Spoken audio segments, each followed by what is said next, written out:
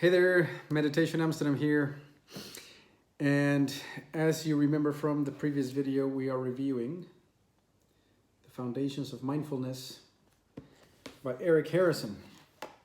And in this video, we're going to talk about the aspect of focus. Now, in the first video about this book, I mentioned an important topic that was quite crucial to meditation. And it's this idea that you need two aspects to be working hand in hand for meditation to work correctly. And one is focus and the other one is awareness or peripheral awareness. So the way you can think about it in the spectrum of activities that you can have as a human being, from very busy doing maybe having a meeting or working on a report, something of that kind, all the way to deep sleep. Meditation lies on this area of the spectrum right here. So it's not a yang type of activity, but it's very yin. So it's very passive. It creates a certain void and a certain it's a non-activity, as a matter of fact.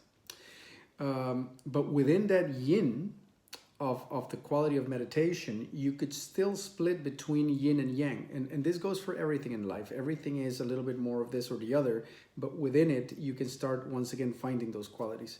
So even though meditation is a very yin type of activity or non-activity, within it, you will find the aspect of focus and peripheral awareness playing off of one another.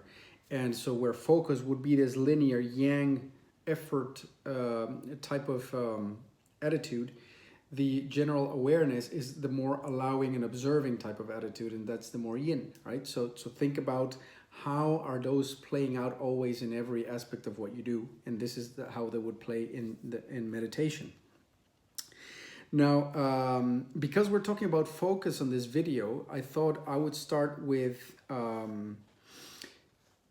let's say an explanation about that yang aspect by quoting something that is quoted here.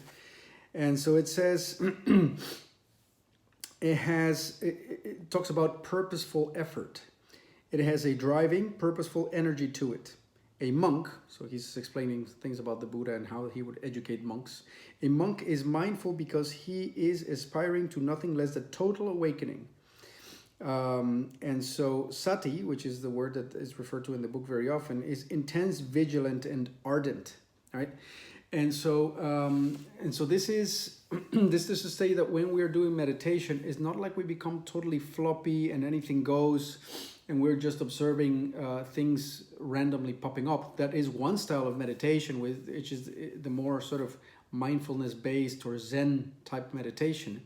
But if you take the Buddhist approach, or what the Buddha preached for, he wanted keen focus and discernment to grow in the mind. And that keen focus and discernment doesn't grow unless you exercise it actively. And so the focus or the yang part of meditation is the one that is purposeful. It has a certain object of meditation in mind, which should be maintained.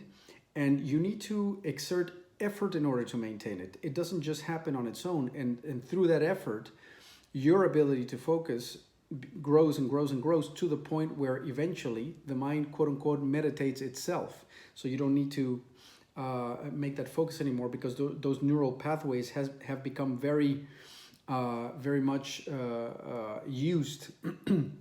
And of course, in the mind, what you use tends to grow and tends to become strong. So that is first setting the scene in the sense of saying, well, one aspect of your meditation is going to be yang, is going to require effort, is going to require keen focus and dedication and commitment, and just, you're gonna have to really be determined to make it happen. It's not just going to happen on its own, and so you better prepare for that, and you better set that intention up front. So that, if you feel yourself flip-flopping around and just mind-wandering or whatever, that you, the moment you become mindful of that, you use that effort to bring yourself back to the focus of meditation. So, so that's one thing that I thought would be very important to point out as we set the basis of how to meditate. And so here's another thing that is important to mention. And mind you, here we are describing with words something that that indicates a certain mental quality. So the words that I tell you to describe it are an attempt, but by no means will I be able to really convey what it feels like to meditate. Excuse me. It's just that by giving you these pointers, you'll be more likely to recognize when you're onto the correct way because of these descriptions. So it says that paying attention to something always divides the world into two: what we focus on and everything else. Okay, so suppose that once again we're talking about meditating on the breath on the nostrils. So the moment you do that, what it means to meditate on that, it means that you are holding it in your mind very presently, and you are directing your full attention to it. But what this does is it creates this separation that the book is just talking about, because the moment you are holding this in mind, everything else is not being held in mind, so to speak. Or maybe it's held kind of in the background, which is something that we're going to get to in the next video, which is the peripheral awareness aspect. But if we were to say that focus is all that matters, we're not saying that, but if we were to say that, we would make a clear-cut distinction. We would become completely tunnel visioned and focused only on the breath and nothing else, and the sensation of the breath. And whenever we felt our mind wandering away from that, or wherever we caught ourselves having drifted away from that into daydreaming about, oh, do I have to do the laundry or whatever, we would go, that's not the breath, and we would make that effort to bring it back. Now, it takes effort to stay there, and it takes effort to come back, right? It takes effort to do both those things. And when it comes to staying there, and there's yet another quote that I want to share with you, and that is, it says, become absorbed by scanning in minute detail. And so this is something that I have used myself to stay in the object of meditation, which is to start to examine every tiny bit of sensation that happens. And the way I do that is both by trying to acquire more detail from it, in the sense of higher resolution, so to speak. But the other one is to try to follow it in real time. And by that I mean, and you're going to notice that as you start to meditate, you're going to notice that very often you are not really feeling the sensations in the nostrils, but you are thinking about the sensations in the nostrils. So you think you're meditating, but in fact you're mind wandering. And so you have to be very keen on feeling in real time exactly what's happening at the very moment, right? So at every single little moment you are trying to monitor what happens. And the better you get at it, and that's happened to me in the past few days, is that's becoming so keen that I am able to obtain what's called meditative bliss, which is this pervasive feeling of sort of inflation and sort of joy that goes through the whole body. There's a lot of positive emotion. So almost feels like floating, because I'm going very deep into the moment through that pinhole, which is the sensation of the nostrils. And so the moment the more you are able to at every moment track exactly what's happening right then and there, then you're onto something. And so think about, I'll tell you what I use as a way to explain this to myself, right? I know hate is not a word that is very popular around meditation circles, and I certainly try not to dwell there, but I hate mosquitoes. Okay, it's one of those things that I really, really, truly hate. And when I see one, and I see it finally standing somewhere where I can see it and where I can get close enough so that I can try and smash it in a single attempt, my entire attention becomes focused on it. And there's no mind wandering, there's no thinking about the laundry or whatever. Everything I am at that moment is in the mosquito, and I'm just observing every tiny little detail and at every moment and every little movement, and I'm getting closer and closer. Or think of a cat who's waiting for the mouse to peek through the hole on the wall, and its attention doesn't wander. It is absolutely focused on it. It's as if your life depended on the focus being there, because something is about to happen at any instant, and so you are there. You're absolutely there. You cannot deviate, and so that's what you try to cultivate. And as a matter of fact, it's as if so of course that quality grows, but the time span that you can remain in that space also grows, because what tends to happen, as I explained before, is that the smaller that pinhole becomes, the more focused you become, something else enters into the picture without you noticing, and now suddenly you're mind wandering, and you've lost it. So you're going to have to be able to hold that. So before moving on to the whole awareness topic in a separate video, I want to give you one technique that is also mentioned in this book on how to hold the attention. So right now we were talking about, how to go back. My mistake. So this is how to hold it, is to become super fascinated by it and to be at every instant trying to catch something that is about to happen. It is as if it was going to be either touched by something or a certain event was going to occur there at any moment, and you're staying on it. You're staying on it because you don't want to miss it. Okay, so that's the staying on it. But suppose that you lose it. Right, so now you've lost the focus, and you need to make that effort to bring it back. And that's where a technique called naming comes into the picture that I want to share with you. And so I'm going to share what this is about. So let me, So this is about how to deal with distractions, right? So you're trying to deal with, so now you become distracted, and your mind is in runaway mode. So you use the technique called naming. So you ask yourself, what is this that I'm thinking about? And you give it one word. You give it a label. You don't elaborate on it. You don't think about it. You don't classify it as right or wrong or whatever. You simply give it a label to recognize this is X. And once you have done that, you needed mindfulness to do that. You needed to realize that you were mind wandering. So that's a great success. You want to celebrate that. And then as you celebrate it, like you say, well done. And now you bring your attention gently back to the object of meditation again. One thing you don't want to do if your mind wanders is to get upset and go, oh, now I wasted a bunch of time and I'll never get good at meditation and all that kind of thing. You want to use positive reinforcement with your mind, just as if you were training a puppy. So when the puppy does something right, such as realize that your mind was wandering, you're like, well done. Well done, you somehow snapped out of it. Something somewhere back in there said, hey, I was supposed to be meditating, and that's a great success.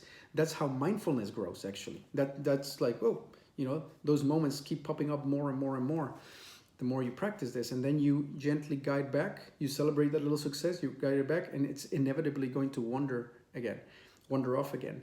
And again, right? So this is the practice of meditation. Some people think that they're supposed to succeed at not thinking and staying on the object of focus. That's a recipe for disaster, because it's just going to irritate you. Your mind doesn't work that way. Your mind needs to be guided thousands of times, hundreds and thousands, millions of times back to the object of meditation, so that it sort of falls into meditation. It cannot be forced into meditation. So it's called naming or categorizing or labeling or noting. To do this, you have to stop the momentum of the thought and hold it in mind for long enough to classify it. This has an effect of objectifying the thought. In other words, the moment you're able to label something, and this goes for any situation in life, by the way, that's why meditation grows your mind power. The moment you're able to label something is the moment you have created distance between yourself and it. When you are lost in thought, there's no difference between you and the thought. You're the thought. You're gone. The moment you stand back and go, oh, this is laundry, for example, or this is debt, or this is clothing, or this is a difficult colleague, is the moment you have gained perspective. And then you objectify it, and as such, there's you, and then there's the thought, and the you part is able to then steer away from the thought and back to the object of meditation. Great. And again, right, so 99% of the time it's going to be the case that thoughts don't require you to pursue them any longer. It's going to be something that you're able to park for the next 10 minutes while you finish your meditation, right? Every now and then, though, something is going to catch your mind, such as, you know, your house is on fire, or you name it, whatever. Silly example, but you get the point. To which you do have to react, right? In which case you of course select the logical survival mode action. So it says that if we stop processing any thought for more than a few seconds, it begins to fade, right? If you resist it, it's gonna stay stuck in place. So you don't resist the thought, you acknowledge the thought. Naming works so well because it inhibits the emotional charge that powers the thought. In other words, something in your mind thought that it was relevant to bring that up. And so you need to acknowledge that, and you need to de-energize it. To use language, in other words, to use words to describe something, engages the left brain hemisphere's prefrontal cortex. This part right here. This region is essential for rational verbal thought. When activated, it has an inhibitory effect on the limbic system. Remember, we talked about the limbic system being the one where emotions bubble up. So in other words, you are doing a cortical override, or you're using the modern part of your brain to override the emotional older part of your brain by giving something a name. Yeah. And it means that the act of naming saps the emotional energy away from the thought. Okay? Very important. This is a skill that you want to acquire through meditation so that you can then use it in everyday life at every moment. Later on, we will see that naming your emotions as they happen in real time, all the time, is one of the four foundations of mindfulness that the Buddha describes, right? So very important stuff. And so with this, we leave the topic of focus. So once again, in order to acquire focus, you select something as your object of meditation. Then you watch it very keenly as if something important was just about to happen and you don't want to miss it. You're right on top of it all the time, very intensely, and you try to evaluate every minute detail of it. You try the resolution to become higher and higher all the time. And if you lose that focus, one great technique to go back to it when you realize is, first of all, celebrate that you have realized your mind wandering. You're aware once again. And then you give a label to the mind wandering topic that dragged you away. And then you bring your attention back to the object of meditation and you apply once again the intense focus that we spoke about originally. And that's the way you train your focus, which is one of the two big elements of meditation. It is not just about being aware in the moment. It also has to do with being able to selectively focus and keep your focus, the focus of your mind, where you want it to be. Please, this is a very important point about this book. Once again, The Foundations of Mindfulness by Eric Harrison. That mindfulness, correct exercising of your brain and developing for self-cultivation, is not just about living right in the moment, right? And just be aware and let all happen. No, you want to exercise your mind to do what you want it to do, meaning that you need to be able to shift your states and select where you want the focus to be. Okay, so I hope that was helpful. This ran twice as long as I expected it to, but I think it's a great topic. I think we're now getting really into the nuts and bolts of how to meditate, and this book contains a lot of great knowledge about that. Foundations of Mindfulness by Eric Harrison. Getting a little bit Beatlesque here, and I hope that you enjoyed the video. Thanks. Cheers.